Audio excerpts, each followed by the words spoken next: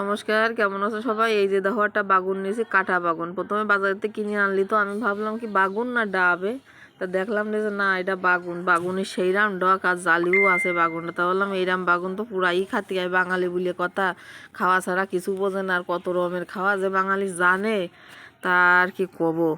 তা এই যে চলে আসলাম বাগুনটা পুরাতি। তা কি আর কও, আমাকে তো আর মাটির উনুন নেই, তাই এই গ্যাসে পুরাচ্ছি। দেখো দিতি না দিতি 10 মিনিটের মধ্যে পুরাই গেল বাগুনটা। এইরাম জ্বালিয়া সেইরাম ডক বাগুনের, এরাম সিয়ারা মানে কচি বাগুন। আর দেখলি মনে হচ্ছে কি যেন সাজায় গুজাই নিয়ে আইছি। বাগুনটা দেখে ফলটা কইতেছে কি, মা এই বাগুনটা কিন্তু তুমি পুরাই এনে, না পুরালে কিন্তু এই বাগুনের স্বাদটাও ঠিক মতো পাওয়া যাবে না। তা আমি বললাম যে নে রে বাবা, তাহলে বাগুনটা পুরাই দিই। মানুষের সাজিয়ে গুজে ডক আরে সেই ডক বাগুন রে আমি দেখো পুরাই ঠোরাইয়ে কালা বানাইয়ে টুপসো বানাইয়ে চেয়ারাটা নষ্ট করে ফেললাম এবারে।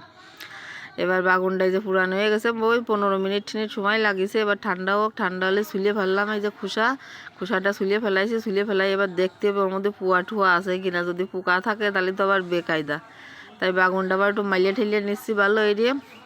মাইলে ঠেলে নিয়ে এই যে কয়টা পেঁয়াজ কেটে নিয়ে আইছি, তারপরে ধনিয়া পাতা, তারপরে কয়টা কাঁচা জাল, এই আছে কালো কালো কাঁচা জাল। ওরে জাল, এই জালে আর যা সুন্দর ঘি রান।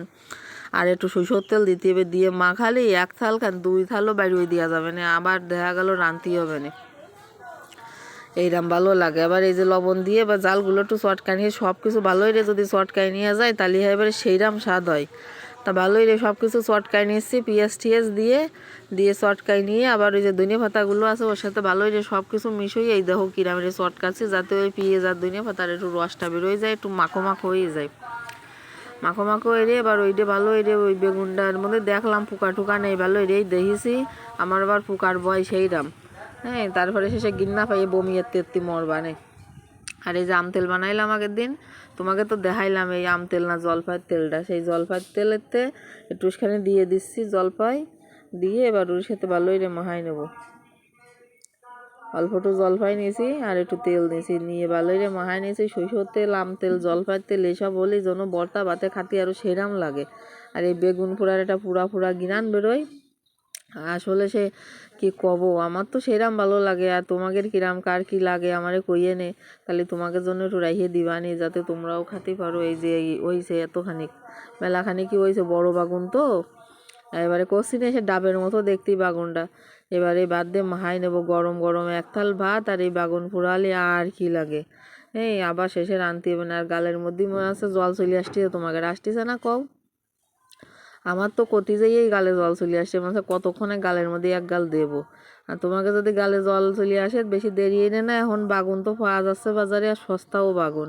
বাগুন বাজারেতে নিয়ে এসে তোমরা একটা দুটো এরাম পুড়াইয়ে খাইয়ে ফেলো, আর আমার নাম স্মরণ করিয়ে নে। আর কিরা মেরে পুড়াইছি সেরা মেরে পুড়াইয়ে তোমরাও খাইয়ে নে। আর যদি তোমাকে মন চাই আমারও কইয়ে নে, আমি যাই খাইয়ে আসবা না। আর তোমরা কিরা কিরা বাগুন পোড়া ভালো খাও আমারে জানাই নে কমেন্টে। আর ভালো লাগলে লাইক কমেন্ট শেয়ার করে দিয়ে নে। আর যারা যারা ভিডিও দিয়েছো তাদের অনেক অনেক ধন্যবাদ। আর খাতে কিন্তু এবারে সেই স্বাদ, শুধু কলি হবে না, গল্প দিচ্ছি নে, তোমরাও খাইয়ে দিয়ে নে। আর আসো যে যে খাতে চাও আমার কাছে চলে আসো, আমরা সবাই বাগজো করে খাবা নিয়ে যে বাগুন ভাতে কিন্তু বাগুন পোড়া কিন্তু আরও খানিক রয়েছে। হ্যাঁ, খাতে কিন্তু এবারে সেই স্বাদ হয়েছে।